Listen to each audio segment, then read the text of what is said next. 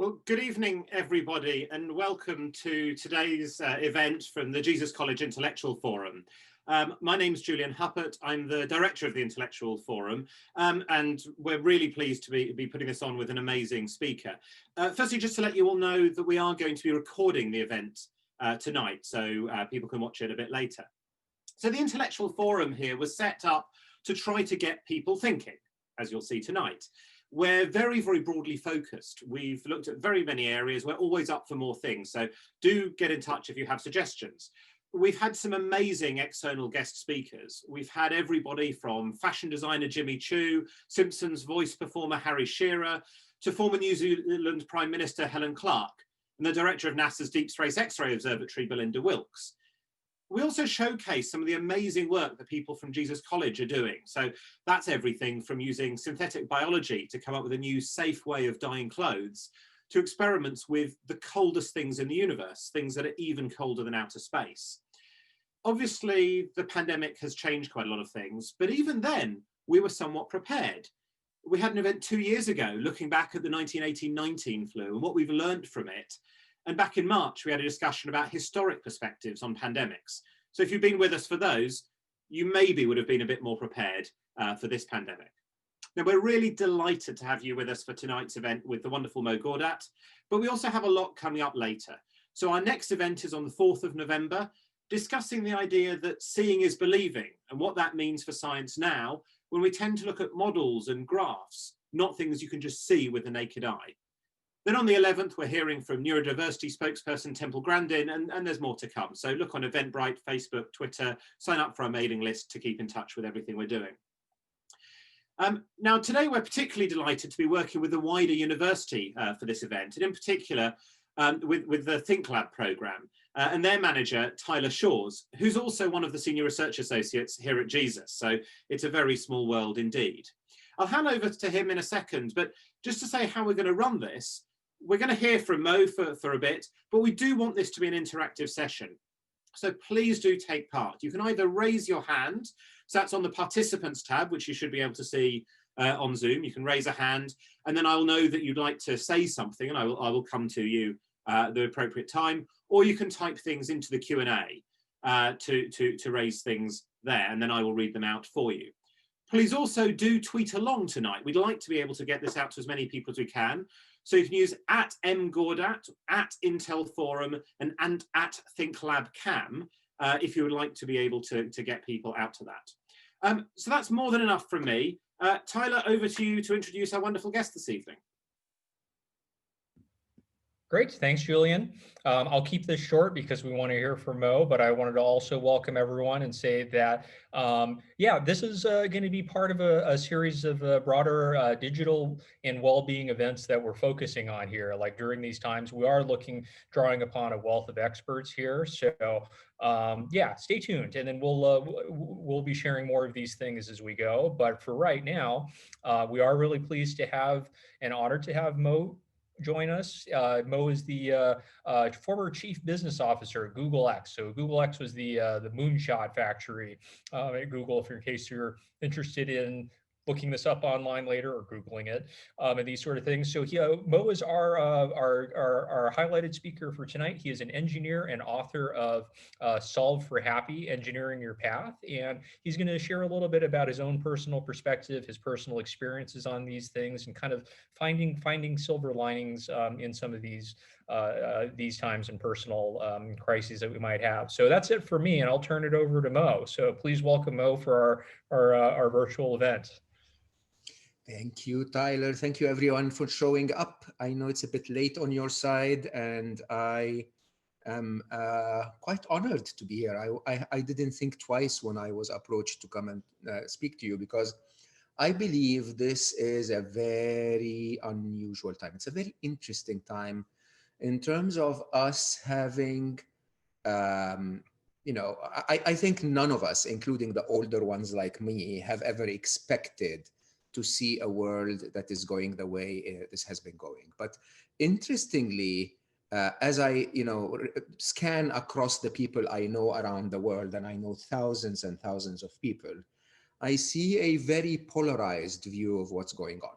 I see some people that are saying this is the worst I've ever seen. This is horrible. The world is going to, end. The economic crisis is going to deepen. Politicians are messing up. Everything is wrong.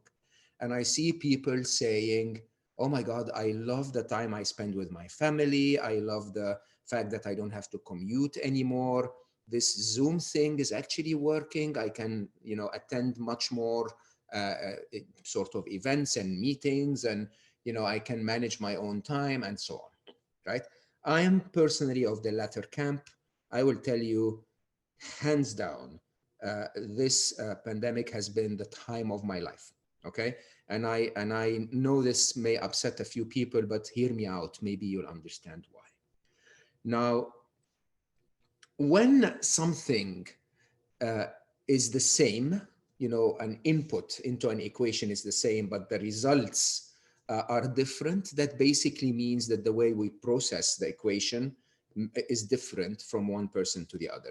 If the same event, the same pandemic, which is affecting all of humanity more or less equally, which is locking us all up more or less equally, which is, threatening our economic livelihood more or less equally, but some of us respond differently than others, then that basically means the way we process this information is different between us. And maybe if we start to understand that, we would ask ourselves, can I not process this information like the other guy who ended up being happy? Is there a path for me to see this slightly differently so that when I see it differently, I feel differently? And that, I will say, is the core of my work on happiness. So the core of my work on happiness is a simple equation that I think is important for us to understand, because it basically talks about the dynamic of how happiness actually works. My research started with a very hectic 4 hours of work on YouTube, observing young children. Okay, and basically, when you observe young children, you realize that every child you've ever seen, including yourself, by the way, when you were a child, has been born happy, which I know is a mega statement, but it is absolutely true. If our basic needs are met, when we're crumbly and ugly and little fluffy and, staying there helplessly in a cradle somewhere, if we are fed, we are safe, we are loved, we are warm, we're given basic needs for survival, what is our state? Our state is happy, right? Our state is happy not in terms of having a few drinks and jumping up and down in a party, but our state is happy in terms of feeling contented, feeling calm, feeling peaceful, feeling okay with life as it is. And that is our nature. It's our default state. We don't ask for an Xbox to be happy. We don't want anyone to like our pictures on Instagram to feel happy. We're just happy. It's like we play with our toes and feel happy. And that, to me, is the basic assumption, that the default setting of this machine, just like we're supposed to be healthy to go through life in the optimal way and be safe and perform as best as we can, the default setting of this machine is to be happy. It's supposed to be peaceful and content, to be able to make the right decisions and survive and strive and thrive in life. And when we are in that state that we call happiness, we perform a lot better, we interact a lot better, we create a lot better, and so on and so forth. But then that happiness, that default mode, it disappears. Somehow, at very predictable moments in one's lives, we start to change that mode of serene internal happiness. The first of which is when we learn language and identify with an ego that basically says, this is I and this is the rest of the world. When I identify with that ego, I start to say, why does my brother play with the Xbox an hour more than I do? I want to be like my brother. Or, why do you have to tell me to not eat cookies, or whatever that is? And we start to find ways to feel unhappy. The second, I will have to say, is the time when we engage heavily in life. When we engage heavily in the modern world, something amazing happens, because we end up redefining our objectives. We define an objective that says I need to be successful, and successful is the most important thing for me in life, or I need to be accepted, or I need to be valued, or I need to be loved. And all of those become bigger objectives than the objective we originally had, which was to be happy. Okay. And of course, we're very capable beings. So if you set an objective to yourself, you're more likely to achieve it. And in the process, lose the happiness that was your default state because you're prioritizing other things. So how does this happiness thing work? It basically works as follows. You have a default setting that basically says, in the absence of any event that makes me unhappy or makes me concerned about my survival, my state is happy. Okay, it's basically simple. Huh? If there is happiness, really is the absence of unhappiness. Think about that. Huh? The baby is happy, is contented, is playing with its toes until you call it the nappy, not the diaper. So until a nappy gets wet, right? When the nappy is wet, the baby cries. Why is the baby crying? Not because of any reason other than now there is a reason for unhappiness. There is a reason for concern. You change the nappy and the baby goes back to happiness, right? So absence of unhappiness leaves us happy. Reasons for unhappiness follow a simple equation. Your happiness is equal to or greater than the difference between the events of your life and your expectations of how life should behave, which basically means no event in your life has ever made you happy or unhappy. An event in itself does not have an inherent value of happiness or unhappiness in it. Okay, an event in comparison to how you want life to be is what triggers that feeling that is called unhappiness. So basically, if you expected me to wear a Pink Floyd t-shirt today, right, which I usually do, and I didn't wear a Pink Floyd t-shirt today, you will feel unhappy. You will feel disappointed. You will feel something is strange about this situation. Okay, you will have a reason for concern. Is he treating us too seriously? Is it the faculty that told him not to wear something? What is going on, right? If, however, you never had an expectation that this guy is ever going to wear Pink Floyd, and I show up in my black t-shirt, you're like, fine, yeah, nothing, no reason for concern. And so your default state around this topic is, I'm indifferent, I'm contented, I'm comfortable with life as it is. Okay, and take that and apply it to everything that you know. Huh? Events minus expectations. Events minus expectations is the trigger of happy or unhappy. So take an event like rain. You want to water your plants, rain makes you happy. You want to sunbathe, rain makes you unhappy. Okay, take an expectation like your partner. If you expect them to be human, which means they have some good sides and some sides that are not amazing, and they end up being human, you're very happy. If you expect them to be amazing, which basically means they buy flowers, they massage you 4 times a day, and they never ever say anything that is upsetting, you're going to be disappointed, and events will miss expectations. You'll feel unhappy, right? If you expect that we humans are never going to meet a pandemic, good luck with that. History shows that there are quite a few pandemics that hit humanity, right? If you expect that there will never be an economic crisis, your expectation is unrealistic. And so when some of us, and I'll dive into that in detail, but when some of us suffer in the situation of COVID-19 and lockdown and others don't, it's not because the event is different. The event is the same. The way we solve the equation is different. Okay, so 2 things go wrong. Some of us will have the same event but perceive it differently than others.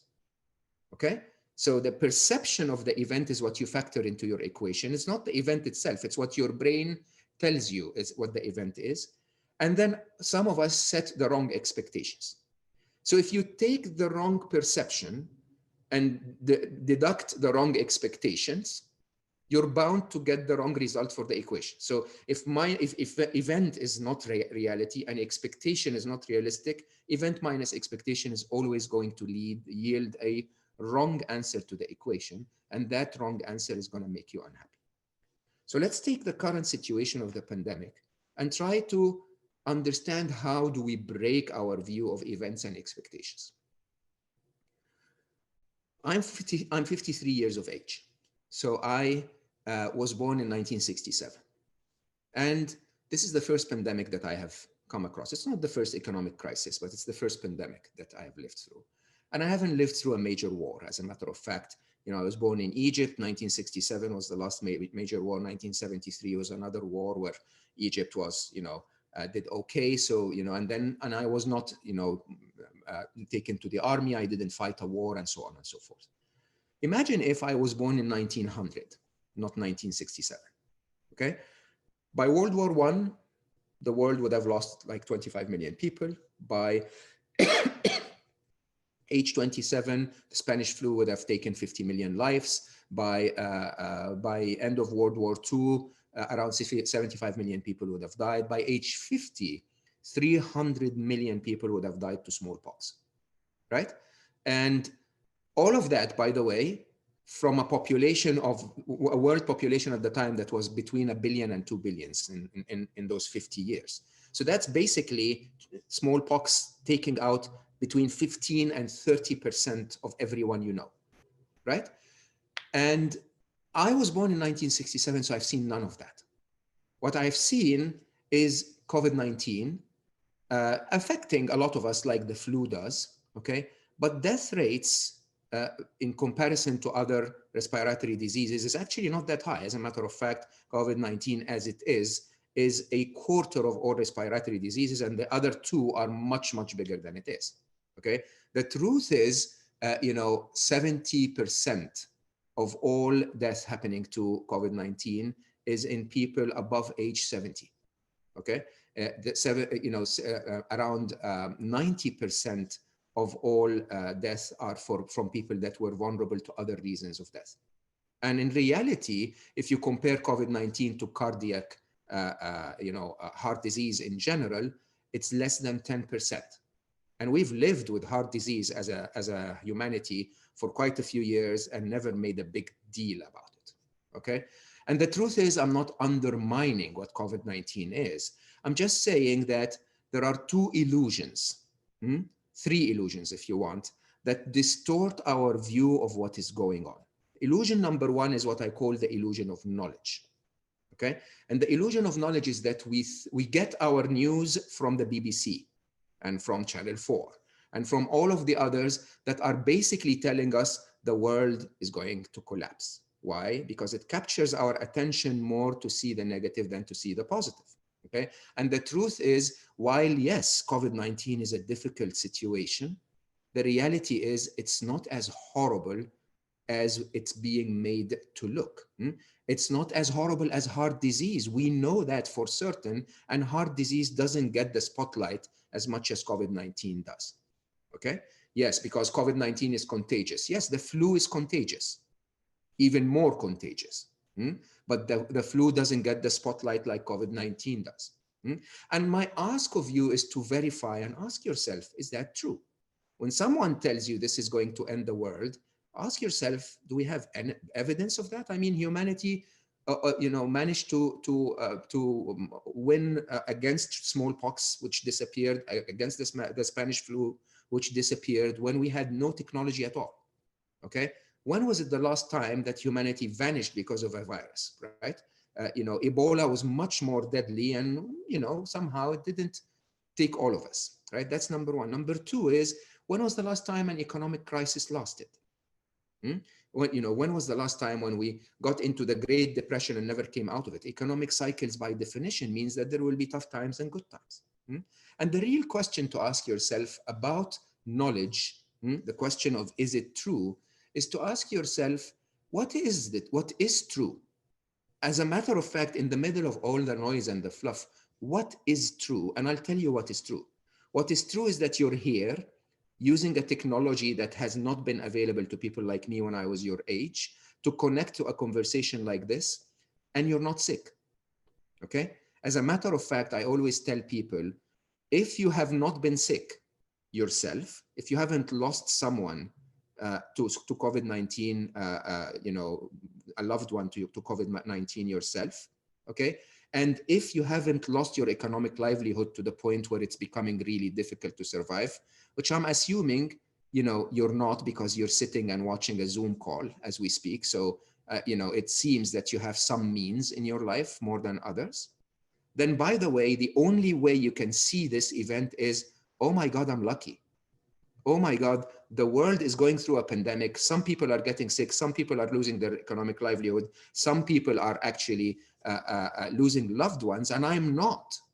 The only way to look at it is to say, I'm so lucky, I should be happy about this.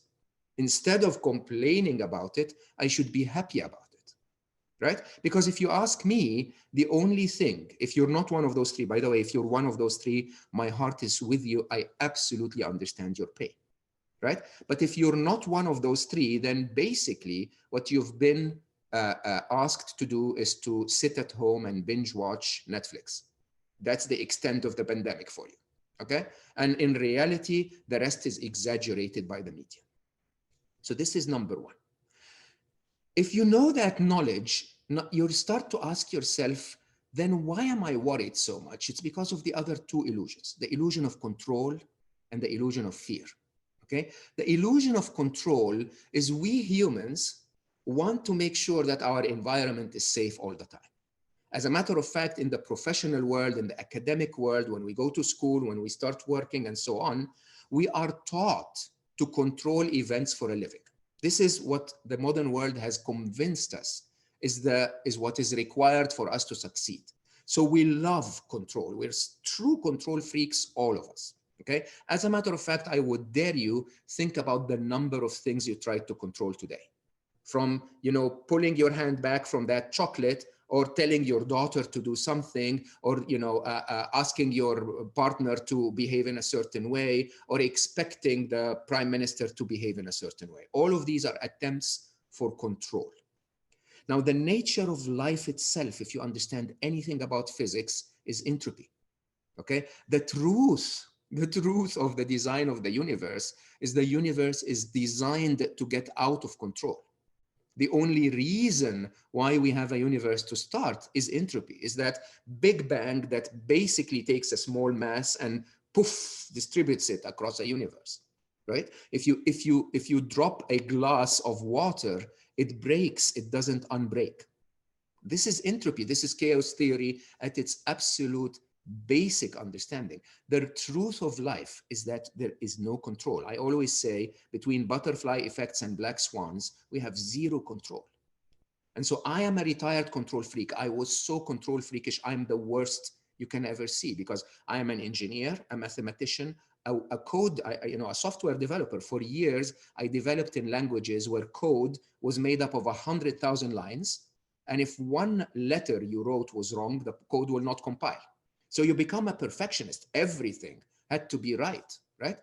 And what did that bring me? It brought me two things: massive effort to try and control every event in my life, and massive disappointment because my expectations of control were never met, never, ever met. And that is what we're suffering in COVID-19. We think we should control everything. We think that this event is going to be the disaster because it's out of our control. Okay, but everything around you is out of your control. The flu is out of your control. The car that is coming across the street is out of your control. Everything is out of your control, and it actually helps you as a wise person to say, I handle all of those because I understand that they're out of control. And I follow something that I call committed acceptance. Committed acceptance is to accept that life will sometimes get out of control, and to try and control what I can control so that above the baseline of things that go wrong, my life becomes better. So my example of COVID-19 is the minute COVID-19 started, I am a public speaker. I spend a lot of my time spreading my message of happiness by going around the world to speak to hundreds of thousands of people every year. That vanishes like that because I don't travel anymore. Yeah, what you do? Life goes out of control. I started my podcast. Right? And I started my podcast, and somehow it was so timely. I had the time and resources to do it. And Slow Mo is today one of the top 10% worldwide, delivering the message to much bigger audience than I would have ever done by traveling. Why? Because instead of complaining about my lack of control, I saw the opportunity that the change of life brings. And as a result, I could build something around it. The last, and I'll finish with that, is the illusion of fear. And the illusion of fear is the idea of we're sitting here, we don't know what's going to happen tomorrow, Mo. You know, how do you want us to be happy or satisfied or contented when we have no clue what's going to happen? And, you know, politicians are horrible, and this is not going to ever be, you know, done properly. And, you know, we're going to be in an economic crisis forever. We're all going to be out of a job, and then we'll all starve to death after being homeless and beaten on the ground. And I'm like, where do you get that from? Like, when was the last time you saw that happen? When did you get evidence in your life that life goes that way, right? When your brain claims to you that the world is going to end, it's because fear is an exaggerated response. Your brain is trying to capture your attention. So it's making things a little bigger, okay? But the truth is, I'll tell you two things about fear. One is none of your worst fears have ever come true, ever. If they have, you wouldn't be with us today. Okay. And the second is fear in itself doesn't help you do anything. Fear in itself is a completely useless response. It's an alert. It's something going wrong. Do something about it. Right. But sitting there and saying nothing is ever going to work. You know, I'll tell you one statement. I'll close with that, because we started with the illusion of knowledge of, you know, asking yourself the question, is it true? I'll tell you this very openly. Any statement that starts with what if ends with something that's not happened yet. Any statement that starts with what if is irrelevant because it's not the truth. And you can spend your life listening to the media, convinced that everything will go wrong, prepare for everything that will go wrong, or you can actually look at what's going right. And when you see what's going right and benefit from what's going right, life becomes a lot more interesting to live, a lot more rewarding, and a lot happier. We can talk for hours, but what's the point? Maybe we should take questions instead. Well, thank you very much, Mo. I mean, that was fantastic. And there's just so many rich thoughts and ideas through there. We've got loads of questions coming up. I have to say, though, I am very disappointed that you didn't wear the Pink Floyd. Yes, yes. But particularly today, because Sid and David grew up in Cambridge. Is that true? I did not know that. Roger was at school here, so. Okay, give me a minute. It's just over there. I'll put that on right now. No, yeah. You know, don't leave for too long. But we should definitely pick up on that when you come to Cambridge to talk. You know, when we can do such things. So Sid died about 150 meters away from where I am right now. So is that true? Absolutely. Yeah. Okay, I should come. There are lots of stories about Pink Floyd from Cambridge, but that's not the point. Astonishing, that's not the point of today's seminar. Maybe we should do that differently. There are so many questions. I might start with a few of those. And if I can remind people, do put your hand up if you'd like to ask something. There are a few hands that drifted up, but then seem to drift down again, which either means, no, you answered everything I had to say, or they got, I don't know which one it was. But can I start off with a sort of underpinning one that's come in through the Q&A, which is the other way of doing it. This is a question from Izan Austin, who says, why is it that negative captures our attention? Because you were quite clear, Mo, that, you know, that all the news is about the negatives, the fear. Yeah. And you said quite powerfully that actually we shouldn't focus on those negatives. There's an illusion of fear. Presumably media do it because people pay attention to it. You know, why is that? Yes, absolutely. Yeah, but by the way, so scientifically 60 to 70% in the thoughts in an adult brain are negative, right?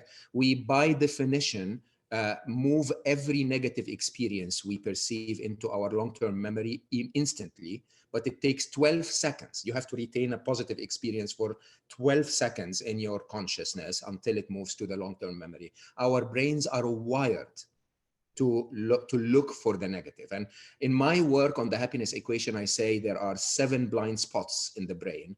Those 7 blind spots are not mistakes. They're not bugs in the code. They are features in the code that are entirely wired to get you to see what is wrong, not what is right. And the reason is very simple. The reason is your primary function of your brain is to keep you alive. It's a biological organ that has a task of yours that is at its very, very minimum, at its very basic, is survival. Okay, its secondary function is to invent iPhones, right? But its primary function is to keep you alive. Your legs, you know, their primary function is to run away from danger. Okay, their secondary function could be to make you look pretty, if they are, or to, you know, maybe run marathons, right? But these are the secondary functions. So the primary function of your brain is your survival. And how does your brain ensure survival? If a tiger shows up in front of you right now, there are two facts to observe. One of them is, this is such a beautiful animal, the muscle tones, the patterns, it's like majestic in every way. Your brain never tells you that. If a tiger shows up, the brain will not go like, oh my God, let's look at this and observe it. Your brain will say, we're gonna die, right? Why is it saying we're going to die? Why do you sit in front of a beautiful landscape and the only thing you worry about is, am I going to be worried late for my call, right? Because your brain is wired to constantly look for what's wrong, because what's wrong is what it needs to take action about so that it actually keeps you alive. Now, that is not a bad thing. We like for our brains to observe what is wrong, but we need to remember that they're observing what's wrong like a fire alarm to empower us to take action, okay? In the absence of that action, what a waste of effort, right? The challenge with happiness is not that we detect what's wrong. The challenge with happiness is that we cling on to it, right? So the challenge with happiness is, I'll use an example that is historic now, but is so profound for the British community, Brexit, right? The challenge with happiness is that everyone had a view on Brexit, okay? And everyone dwelled over it for years, on that view, dwelled over it over and over and over and over and over. You talk about it to your friends, you complain about it, you have a different view, and by definition, people differ in their views, right? If it was my approach, I never had anything to do with it. I'm not a British citizen, but if it was my place, I would have said, okay, can I just dedicate half an hour of my life, get all the facts together, make up an opinion, and wait for the vote, right? And then, before the vote, I'll do another hour just to review that the facts I have are okay. And that's it. It requires an hour and a half of my time, because all of the other upset and all of the other anger and all of the other arguments and all of the other debate was a waste of your life, right? The truth is, we do that so often because we're attracted to the negative, but the fire alarm goes off, but we don't do anything about it. So imagine if the fire alarm goes off to tell you, there is a fire in the building. The expectation is that you're going to run out. If you don't run out, two things happen. One is the threat remains, okay? And the second, so you haven't done anything to improve your life. And the second is it's noisy like hell. It annoys you, okay? And that's exactly what's happening in our brains. Your partner says something harsh on a Friday. On Saturday morning, you go like, let's play that again. That was a nice clip. Let's play that again, like the Netflix of unhappiness, okay? And then on Sunday, you go like, oh, he or she did this because I'm fat. And then on Tuesday, you say, no, they're going to leave me. They must be cheating on me. On Wednesday, you say, I hate dating. I can't go back to dating. My life is going to be miserable. On Friday, you say, I want to die, right? And none of that has anything to do with the reality that there was one negative event. The action to be taken when that negative event happens is call your partner and say, hey, baby, we need to talk. Something hurt me, right? Now, sometimes, as I said, because of the illusion of control, we observe things that we cannot change. So COVID-19 is here. You can hit yourself against the wall. It's not within your control, unless you're a researcher that's working on a vaccine. It's not within your control to take it away. All that's within your control is wear a mask, avoid places where you can get infected. And once you start to do that, honestly, in my experience, I swear to you, I'm not making this up, I have not watched a single article of news about COVID-19 since April. Not once. Not once. And I promise you, I'm not missing anything. I was told, I'm here in Montreal, I was told by a friend, oh, by the way, we're code red, we're going to be locked down tomorrow. Okay, around 2 weeks ago. So I texted back and I said, what does lockdown mean? And she said, you have to wear a mask and restaurants are going to be closed. And that's my entire exposure. My entire exposure. I promise you, there are people here that are talking about, should we abandon the French language because we need to put our resources behind COVID-19? It's an interesting conversation to put your life in, okay? But do I have the time for that? Do I have the bandwidth for that? Do I have, is it a wise use of my time beyond the fire alarm to engage in that. Okay, now we have lots of questions flooding up, so I will try to fit in as many as I can. Can we take one of the people who've raised their hands? This is C. Montgomery. I'm afraid I don't know any other names. And hopefully you should be able to speak now. You should be able to unmute yourself and speak now. Unmute. Yes. Hi, Mo. Wait. Oh, what happened? Yeah, you can speak. We hear you. Oh, okay. It was just basically to ask if you believe in like the law of attraction and all of this and astral projection, and what's your opinion on it? Oh yeah. Do I believe? Okay, so this is a very deep question actually. So do I believe in the law of attraction? Yes. Do I believe in astral projection? Yes. Okay. But this is a two-layered question. One layer is, do you believe in things that are not scientific? Okay. And my answer is surprisingly yes, even though if you read my work, I make it an absolute obligation on my side to never say anything in my work that is not scientific. Okay. So, you know, my explanation of presence and time in Solve for Happy is based on theory of relativity and the understanding of time. My explanation of death is based on quantum physics and the Big Bang and so on. I'm very, very, very scientific in the stuff that I explain, but I will tell you openly that there is a massive issue with science today, and I apologize for anyone who doesn't agree with that point of view. And the issue is science is the biggest religion on the planet, okay? And religions have dogmas, if you want, right? And so the religion of science is the scientific method, okay? And the scientific method is amazing because it says to us, you can only measure what you see, right? So if I cannot measure it, if I cannot make an observation, then this is not the topic of the scientific method to solve, okay? This is why you get very little scientific type research in topics like love, right? In topics like spirit, which seems to have evidence that it exists, but we can't measure it in any way, right? And so on and so forth. But the problem with that is that you can only measure what you see, and you end up only seeing what you measure. And the challenge with science is that it ignores what it cannot measure.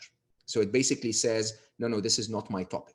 And by the way, that's not only into topics like spirituality or astral projection or whatever, or near-death experiences, it's in topics that cross-discipline, right? So there are topics, for example, like quantum physics that overlap a little bit of biology or the presence of life and an observer, okay, with physics.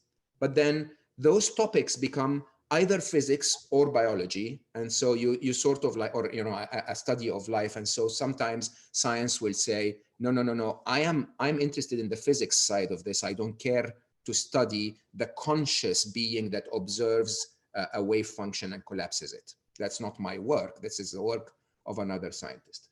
So do I believe in those? No, I don't believe in them, but I put them in a place I call compartment 2. And compartment 2 is opposite to what we've been taught in life, which is something can either be right or wrong, present or absent, okay? There is a compartment 2, which basically in my brain says, I don't know the answer to that, okay? And when I don't know the answer to that, I basically solve my equations assuming both answers. If I don't know if reincarnation is true or not, okay, I will not say it's not, and I will not say it is, because there is no evidence, enough evidence for either.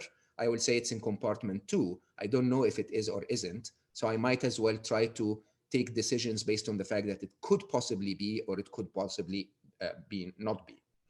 Do I believe in manifestation and the law of attraction?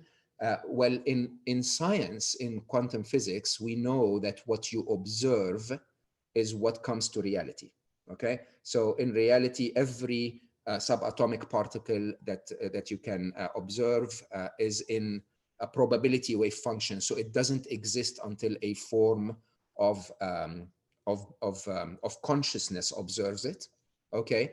And because consciousness is not part of the physical, then maybe part of your observation can actually be based on you, I don't know if manifest is the right word, but if you observe something as if it already happened, you might actually be causing it to happen. If you're interested, look at the quantum eraser experiment, and you will see how that works.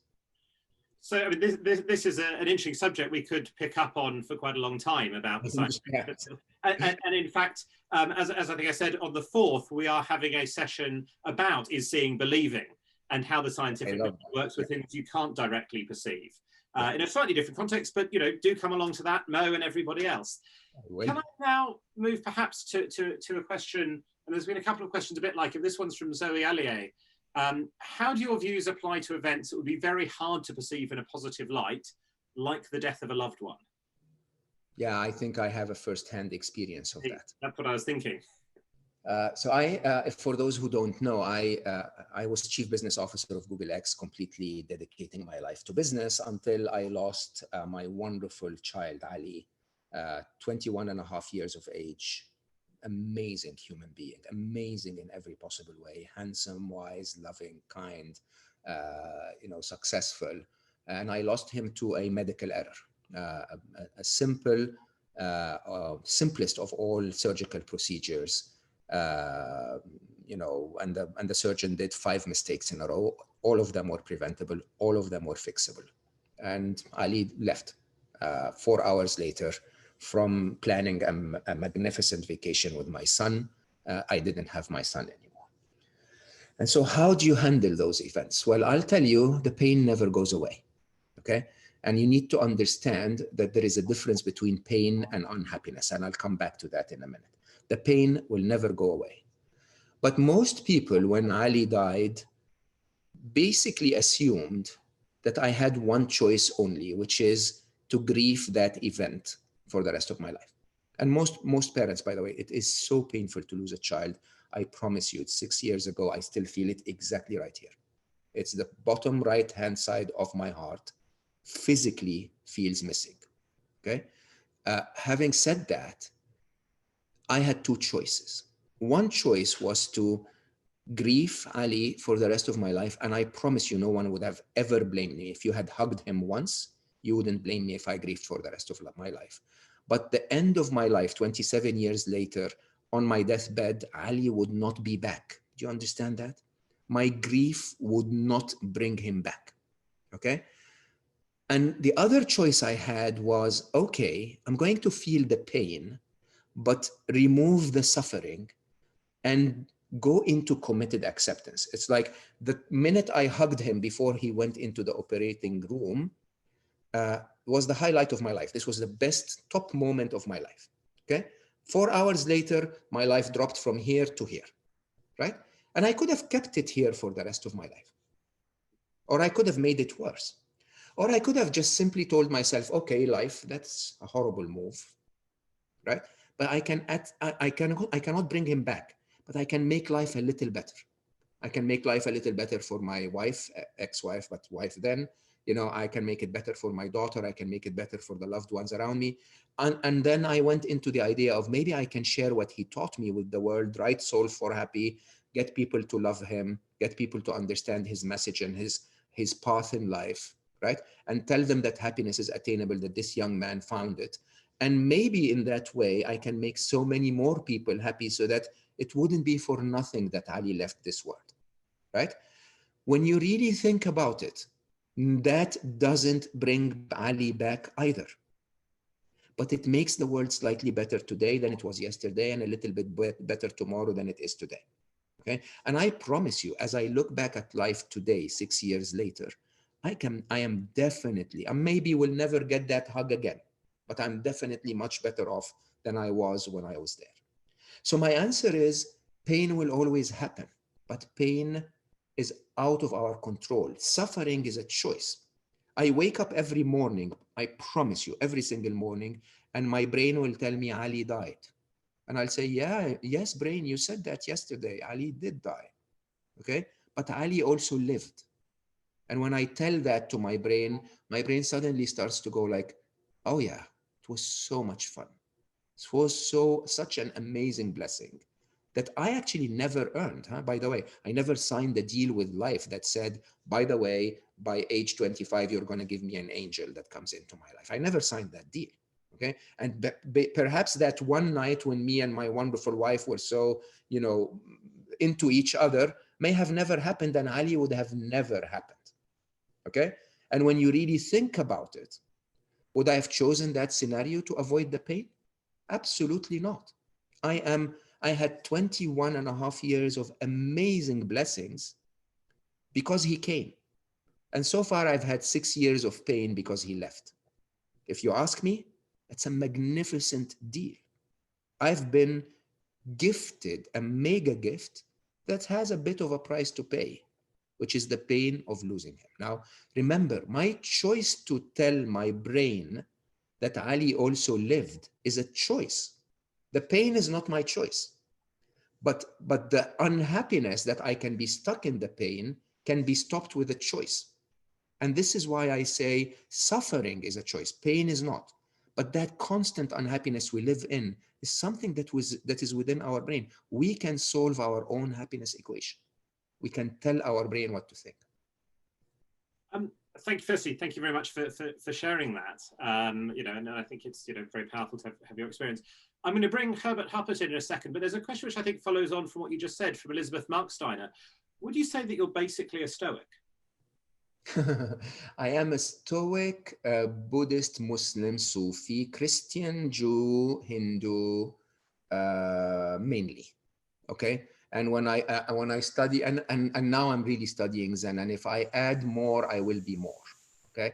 So the idea of life, if you want, is like the gold rush. When you want to find the nugget of gold, you have to sift through endless amounts of sand, of dirt. Okay. You have to imagine that gold explorer in the days of the gold rush with a little plate, just sifting through sand, dirt, nugget of gold. Okay. And the truth about our life, sadly, is that because we follow those ideologies, we end up calling ourselves things, which sadly is part of ego, right? Part of ego is to say I'm a Stoic, which basically means Stoicism is right and Sufism isn't. Or to say I'm a Sufi, which basically says Sufism is right and Buddhism isn't. And none of them is right, okay? And none of them is complete, and none of them is perfect. But all of them have amazing nuggets of gold, amazing. Stoicism, that idea of resilience, the dialogue, about the 4 points where humanity, does not see any value from suffering. Fantastic. Absolutely believe in that stuff, right? But don't stop there. Keep going, right? And by the way, allow yourself to not chuck everything out when there is a mistake in it. So I'll say this very open, yeah? Islam, let's talk about Islam so I don't offend anyone. I was born a Muslim. I grew up in a Muslim country, and Islam has a lot of beauty in it. It has mistakes, right? I don't drop the entire basket of apples because there are 5 bad apples, okay? I keep the good apples and then I go and find mangoes. Christianity is not all perfect, right? There are a few bad mangoes, we'll throw those away and then we'll keep the rest of the mangoes. And then you go and look at Stoicism. It's not all perfect, right? But there are so many nice bananas there. I'm making a fruit salad if you want, right? And I think the idea is to keep that open mind beyond ego. Instead of saying I belong to one and not the other, you say I belong to the good in each and every one of them, including science, by the way, including atheism, by the way, right? Which I may not agree with the idea that there is no designer, which by the way is part of Buddhism too. But I agree with other things, such as give me evidence when we talk about things. I like that. I like that approach. Don't give me legends and fairy tales. So the next question is Herbert Huppert. Herbert. Could I say, in my belief, you've said some very interesting and important things. And in particular, my summary would be to think positively. All of that I agree with. But you started by saying that COVID was affecting all of us equally, and that when we were born, we're all equally happy. I don't think that's true. COVID is being quite reasonable to some people. For some people, it is killing their loved ones, making them financially destitute, making it almost impossible to lead their life positively. And as far as birth is concerned, a baby can be born to a couple or a family who are deeply in love and very happy, or can be born into a really terrible situation in which there's great stress put on the baby within the first few minutes. And there's a wonderful book called Spring Sonata, which I would recommend you read, because a baby, or a fetus rather, changes its attitude from what it hears while growing up.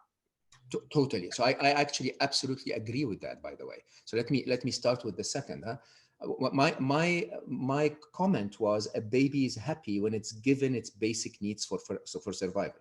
So part of that is safety, part of that is love, part of that is warmth. We as a mammal, if you want, we're not born with the capability to get out of our mother's body and just survive, right? We need all of that care. That's part of our basic needs for survival. And so a noisy home where there is negativity and fights and so on and so forth will make a baby very unhappy. We all know that, right? So that the truth is, as a matter of fact, sadly, there is rarely ever a baby that is given those needs all the time. And so this is why babies cry, okay? This is why we end up with traumas.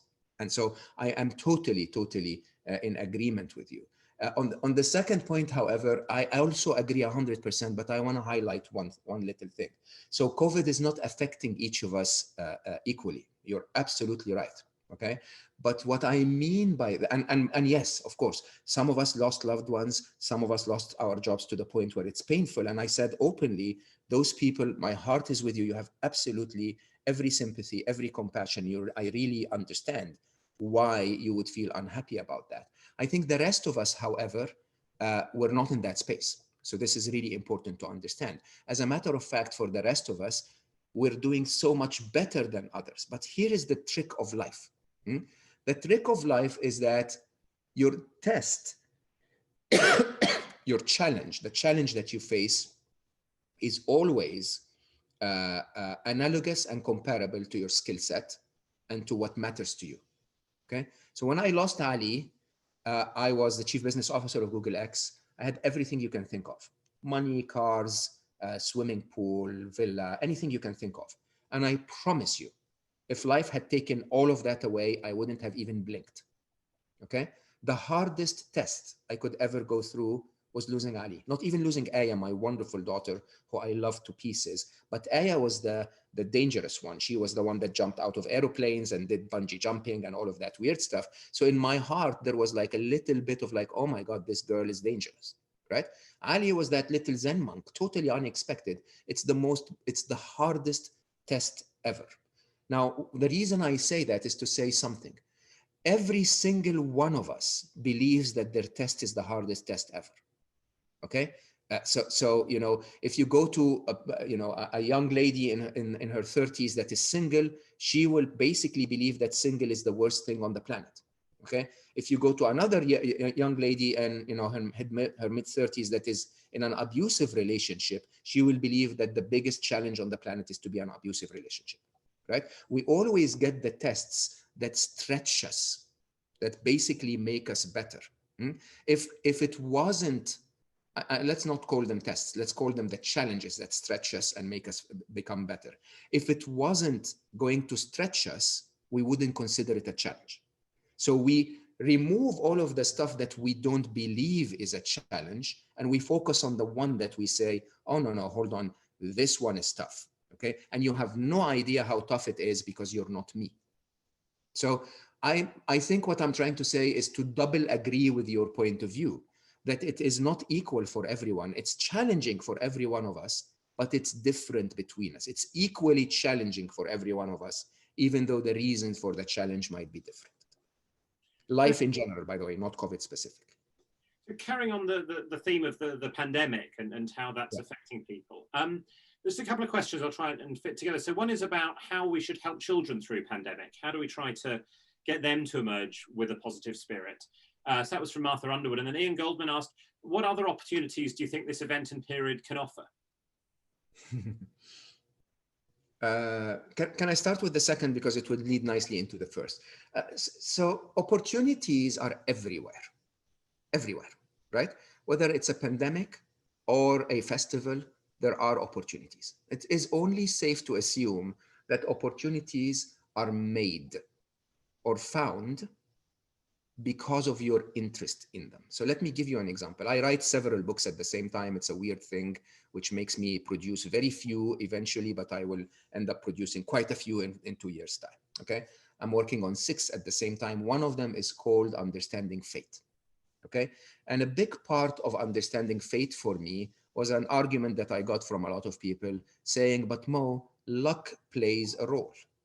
And I totally agree, by the way. I believe that I got to be, successful in life, not because I worked hard. I did work hard, but I also got very lucky, right? Now, you ask me, and so what is luck? How do I find luck? And I did a very simple experiment. I decided to look for US dollar cents, the orange ones. Within 3 weeks, I found 137 of them everywhere in the world. I found them in India, in Dubai, in the UK, in Ireland, everywhere you want. I didn't find the currency of that country. I found US dollar cents. And so I started to tell myself after 3 weeks, that is stupid. I should have been looking for jewelry. Okay. And so the next morning, I found myself standing on Broadway in New York, a very, very, very, very, very busy street, with my back against the wall, looking at what looks like a diamond ring, okay? The next morning. And I counted 700 people walking over it and not noticing it. And from a mathematical probability point of view, every single one of those walked on top of it like I did. They had 100% the same amount of opportunity to observe it that I did. I observed it because I was looking for it. Okay, I observed it because I expected to find it. And so this is what opportunity is all about. Opportunity is about you taking that brain that is wired to look for what's wrong, okay, and asking it the question, what is right? How can I turn this around? How can I make this something amazing? Okay, and the basic assumption is every glass is at least half full. If you average all the glasses in the world, every glass is at least half full. I actually say every glass, on average, most glasses are 90% full. That's my way of looking at my brain. So I learned to tell my brain, for every negative thing it gives me, it needs to at least give me one positive thing. So if it tells me this is going to kill all of us, I say, are there any ways, brain, that this can make all of us live? For example, by saving our environment, because we're consuming less and we're burning less fuel. Does that make all of us, some of us die in the short term and all of us live in the long term, right? If it tells me this is going to, destroy our economies, I ask and say, is there any possible way that this can fix our economies? Okay, by changing the economic design into something that is a little more fit for the future and AI and so on. So the opportunities are endless, but if I list them to you, they would be my diamond ring. I would be it would be what I'm looking for. I think what you want to do is to say to yourself, what good can come out of this? What can I use to change this? And so take that to children, what good can come out of this? Okay, if we treat our children as that burden that is sitting with us at home and annoying the hell out of us, we're looking at the negative of this, okay? Then suddenly what happens is you treat them that way. So you give them a tablet and you say, go disappear, just watch YouTube or play a game, right? Or if you look at it and say, oh my God, the pandemic is my opportunity to connect to those kids, to play games together, to draw together, to listen to them rather than tell them, to get them out in nature, to walk every day for an hour or two, and use the pandemic as an alibi and say, oh, I'm so sorry you can't meet all of those other people. Oh, I'm so sorry you can't use the internet because I'm doing my work or whatever that is. Why don't you try other things? Then you've seen the opportunity in this. And I will tell you openly, and I don't mean to say that in a bad way, but for a parent that has lost his child, I promise you, I would have begged for a pandemic that locks me down with Ali. Okay, I promise you, when Ali died, my very, very wise, wonderful, wonderful, wonderful ex-wife, what very wise woman, She basically sat down the next morning looking at a photo album of Ali when he was an infant and said, this infant was so kind and zen, and then it died and was replaced by a little child. And then that little child was so entertaining and smart and loving, and then it died. Every single phase of our children's lives, they die, they never come back. If they're 18 months now, you know, starting to blabber those funny little words or whatever, that stage of your life is never going to happen again. And now you're locked down to enjoy it. Enjoy it, okay? If they're 8 years old and annoying and discovering and running and so on, believe it or not, when you're my age, you're going to look back and say, oh my God, I miss that time when they were 8. Enjoy it, live it completely, give them all of you. That's the opportunity. So can I now move on to themes about control? Yes. So there's been a couple of questions here. So Mustafa Hashem said, what should we do if the world around us expects us to be in control? I mean, at work, your manager or your client expects you to be in control. And if life wasn't set up this way, how do you deal with this pressure? And a related one is, you know, from Sylvan Rackham, do you have any general techniques to enable us to become aware of moments we're trying to control before it leads us to unhappiness? So how do we deal with those questions? Drive for control? Yeah. So control is inevitable. You have to control things. Huh? You can't just cross the street whenever you feel like it. You have to control for your safety when you're crossing the street, right? The trick is we try to control so much without really asking ourselves, why are we doing this? And so because we control so much, we divide our abilities to control across so many things that we fail at controlling all of them. Okay, and that's when all of that stress happens. My advice is choose your battles, as my son used to tell me. Choose what you want to control. I mean, my daughter, Aya, again, an angel. When she was a teenager, she was the devil himself. Like, she was so difficult as a teenager. She's smart, she's active, she wanted her independence. And my wonderful wife at the time would go like, we're gonna lose her. And I'm like, yes, baby, you're gonna lose her if you try to control her. Why don't we choose the 3 things that really matter, okay? And basically, I had a deal with my daughter. I said, baby, look, I love you. I trust you fully. I want you to do anything that you want other than those 3 things. If you don't do those 3 things, you have my full support. So she said, I don't have a curfew. I said, sure, you don't have a curfew, baby. You can come home at 10. She was 13. You can come home at 10. You can come home at 11. You can not come home if you want to. Be kind enough to call us, but you don't even have to. Okay? And what happened is that the first night I told her that, she went out to a friend's place. And I said, look, baby, I will only pick you up until 10 p.m. After that, you take a taxi. Right? Dubai was a safe place, but we lived a little bit far outside the city. So she had to pay 70 dirhams for the taxi and sit with a man she doesn't know as a 13-year-old girl in the dark alley, in the dark bit that was leading to our house at 1 a.m. in the morning. Never did it again. So by abandoning control, she didn't do it again, right? And the choice for us is, what should we choose to control, and then double down on it and control it properly? And what doesn't matter?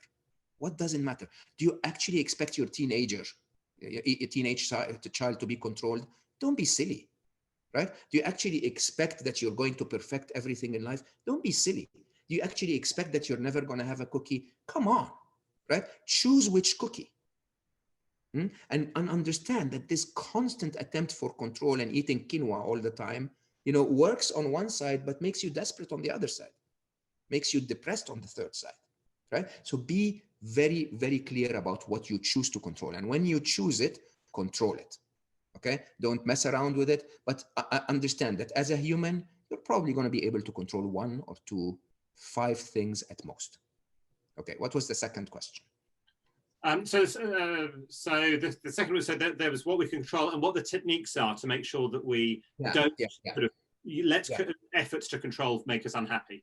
Yeah. So there is an overarching technique that I want everyone to associate with, that fixes a lot of issues about the control, the illusion of control, the illusion of thought, the illusion of fear, and the illusion of knowledge. So I call my brain Becky.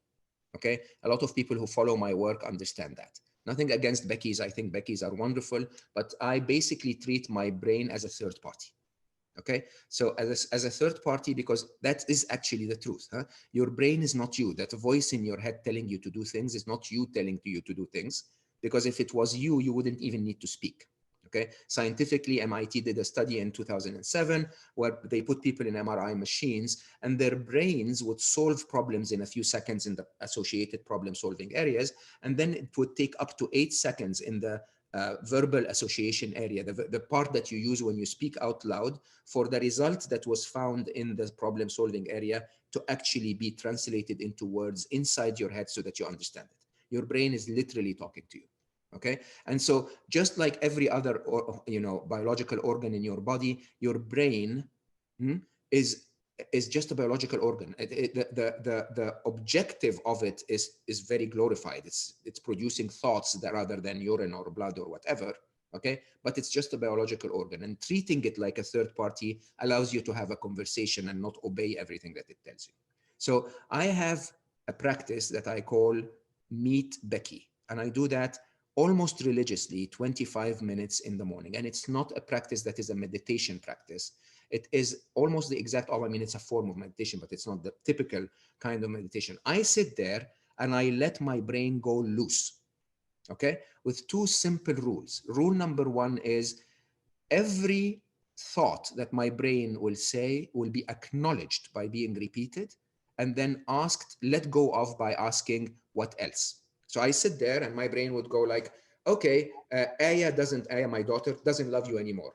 All right, brain, you think that Aya doesn't love me. What else? You're going to be late for your meeting. Oh, we're going to be late for the meeting. Good point. What else? Okay. So every thought is acknowledged and released. The second rule is no thought can be repeated. Mega checkmate for the brain. Right? Because what happens is your brain, when you tell it to your listening, it suddenly goes like, shit, he's listening. I might as well say something intelligent. Okay? So it starts to slow down to a trickle, believe it or not. Within a few minutes, you'll find that your brain is actually thinking about what it says rather than the white noise that you get all the time. After a while, in my case, normally around 11 minutes, my brain comes back and says, oh, Aya doesn't love you. And I say, yes, brain, you said that at the beginning, what else? So no thought is allowed to be repeated, okay? You said that at the beginning, what else? And it goes like, that's it actually, right? And then it goes totally silent for the remainder of the 25 minutes, like total silence. Now, what that exercise gives me is a chart, a printed chart of all of the garbage that's happening up there, okay? And then I can go down and revisit them, because I take notes. Aya doesn't love you. Where did you get that from? I mean, she actually just texted me last night saying, I love you, right? She invited me to dinner tomorrow. Where do you get that from? Like, what evidence do you have, brain, for this? Okay. Or, we need to make sure we score an A on all topics. Like, isn't that a bit too controlling, brain? Or is that your ego that we are A's in everything, right? You can revisit those things, okay? And I have visited things that would blow you away, okay? From the core of my conditioning as a Middle Eastern man. The core of that conditioning is our brains tell us crap all the time. They're conditioned to believe that. When you put it out there, you go like, man, that looks funny. Do you actually believe that crap, right? And suddenly you can investigate it. You can investigate your fears. You can investigate your control issues. You can investigate your ego issues. You can invest your knowledge issues, and all of it becomes visible when you become aware of this. This is what I'm thinking. When you see it, you realize how ridiculous it is. Fascinating. So the next question is from Jamie Sherman, who I think we were trying to get to speak, but there's a technical issue with different versions of Zoom. But Jamie's question was, in your book, you spoke about not having expectations, not having control, but still always doing your best. You're also very ambitious and successful. So do you think that we can live our life to the absolute fullest, achieve our biggest dreams, and be happy for the rest of our lives? Totally. Jamie, this is the question that overachievers always ask me. So yes. And the answer is absolutely yes. And I mean, notice your own language. Huh? Your own language is, you said, not having expectations, but having ambitions. Expectations and ambitions are two different things, right? And so the idea is, if Michelangelo will tell you it's better to set to set a target that is so hard to meet, but come close to it and miss it, than setting a target that is so low and then overachieve it, right? So this is the difference between ambition and expectation. Ambition is, I came out of Ali's death 17 days later, writing the book about what he taught me, trying to get to 10 million people. So my ambition was, I'm going to have Ali's spirit communicated to 10 million people. And so somehow through 6 degrees of separation in 60 years time, he will be everywhere and part of everyone, like his dream. Now, around 8 weeks later, thanks to the UK, actually, Channel 4 had an interview and I went viral. I was like viewed 87 million views within the first 8 weeks of the book launch, right? And so we took the target from 10 million and we took it upwards, right? We didn't take it to 12. We didn't take it to 100 million. We took it to 1 billion happy. So the mission is 1 billion happy, right?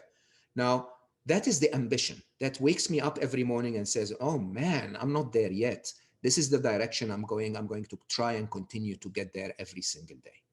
But be realistic, huh? It took Jesus 2,000 years to reach 1 billion people. I'm never going to reach 1 billion people. This is as simple as that, right? I know in my heart that my expectation is I will never reach 1 billion people, okay? Maybe I will reach the 72 people that are on this call, and they will reach 50 people each, and then those will reach 1 million people, and then the million will reach 1 billion, okay? The truth is, my expectation is this is not within my control at all, okay? But what is within my control is my actions and my attitude. And my actions and my attitude are ambitious. I want to make a difference to the world, okay? And I want to make 1 billion people happy. But if I only make 72 people happy today, amazing.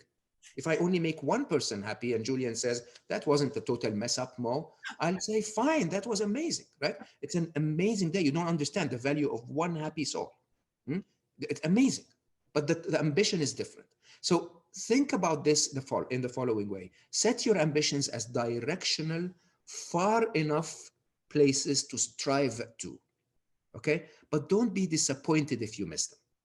Okay, only be disappointed if you didn't do your best today to go in that direction. Okay, if you did your best, absolute best today, and you didn't move far or even moved backwards, that's out of your control. That's detachment from the Hindu religion or Hindu spiritual, teachings. It's okay because outcomes are not entirely within your control. Okay, but the ambition is setting you to be a rocket to try and get there. My only caution, though, is be very careful if your ambition is your ambition or you've been conditioned to believe that this should be your ambition, okay? Is your ambition a Rolls Royce? Seriously, does anyone have, truly as a human, does anyone really need a Rolls Royce?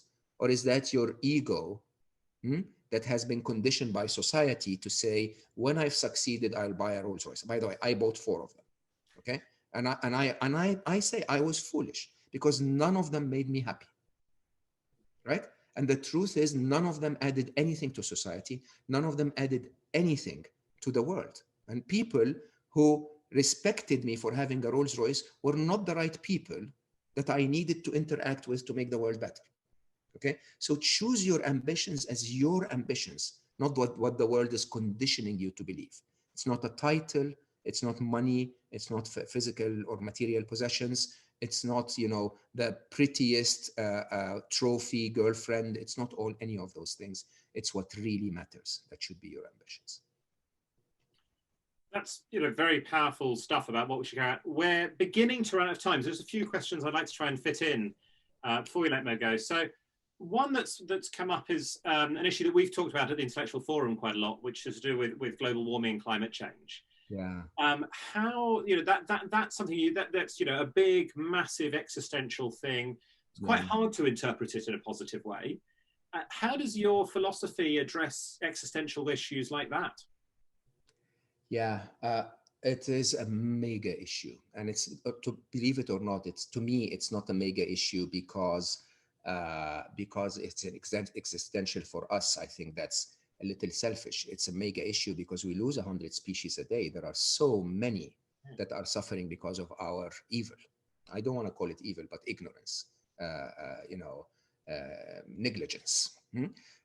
We have a responsibility, being the smartest being on the planet, to actually take care of the planet, not destroy it. And so, how can you think positively about this? I think the issue with global warming and climate change and pollution and all of the biodiversity issues is like the loss of Ali. Okay, it is a fact that is upon us.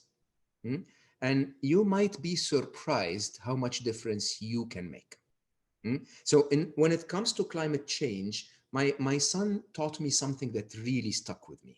He basically came to me. I was the chief business. I was at the time the vice president of Google emerging markets. And he came to me and he said, "Papa, I have something to tell you, but it's going to upset you." And I said, "What, Ali?" And he said, "Papa, you're never going to fix the world, right?" And I'm like, "Why, Ali? Why do you lack the spark like that?" And he was like, No, I'm just being realistic here. The world will always be full of issues. Okay, you can only change your little world. Okay, and because I learned to listen to this wise little being, I said, "What is my little world?" And he said, "You. If you can only change you, then the world will give you more responsibilities. So if you're qualified to change you, then the world will say, okay, you can now change your little family. And then if you qualified to change that little family, they'll say, now you can influence your friends." Okay. And then when you've influenced your friends, then you become the vice president of Google and influence a bigger world, and so on and so forth. So all you need to do is to focus on your little world. And mathematically, believe it or not, if you just imagine a balance, if it takes 1 million people changing their habits for this to flip, and you are number 1,000,001, you may think that you're just one, but you're the one that tilted the balance. Okay. And by the way, if number 1,000,001 arrives and you leave, that one number 1,000,001 will still be number 1,000,000, and we will not have tilted the balance. Okay. It's every single one of us changing our habits that makes the difference. And I'll be open, again, very open. So the same approach of meeting Becky to become aware, I have a shrewd way of looking at the reality of what I tell the world. So believe it or not, I spent a few months in the UK, and I told myself I will not buy plastic bottles. Never again. Okay? Complete failure.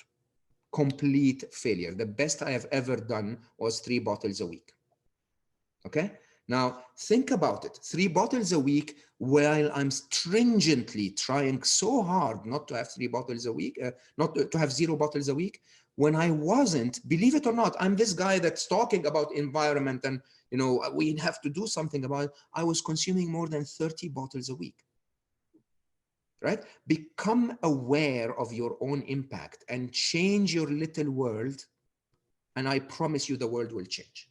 Okay? Now, the other side of climate change is to understand that nature is very mighty.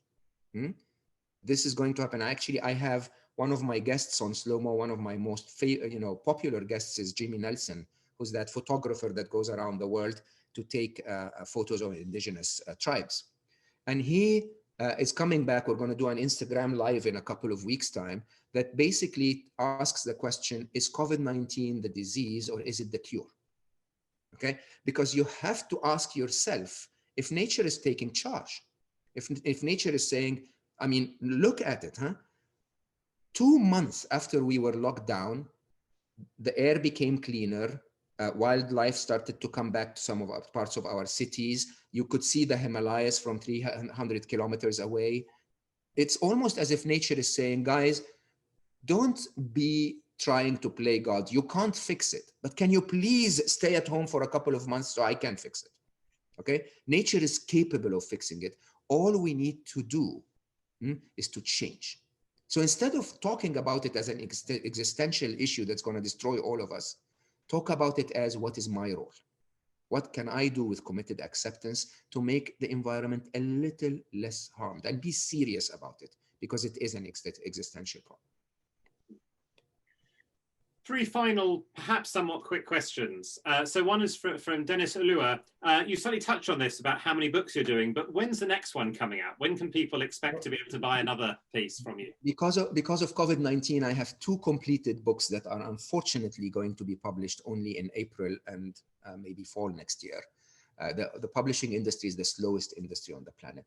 If you find me on social media and you're not too much of a perfectionist and you're willing to read something that is draft before being edited by the publishers, shoot me a message and I'll absolutely send you a PDF. Fantastic. I think many of us will take you up on that. Svenja Brandenburg then just says quickly, could you remind us of the equation for Solve for Happy? Yeah, it's happiness is equal to or greater than, so that sign equal to or greater than the difference between the events of your life and your expectations of how life should be. So you're subtracting expectations from events all the time. And then finally from Alison Haddock, I'm a perfectionist. How can I stop? You've just stopped. So everything starts with awareness. So maybe that's another very good question. So I'll answer it in 3 minutes. Everything in your life is the result of neuroplasticity. Everything that you are is the result of neuroplasticity. Okay, so everything that you become is something that you've done over and over and over and over and over. Okay, the Beatles became the Beatles because they played several shows a night for many nights in a row, right?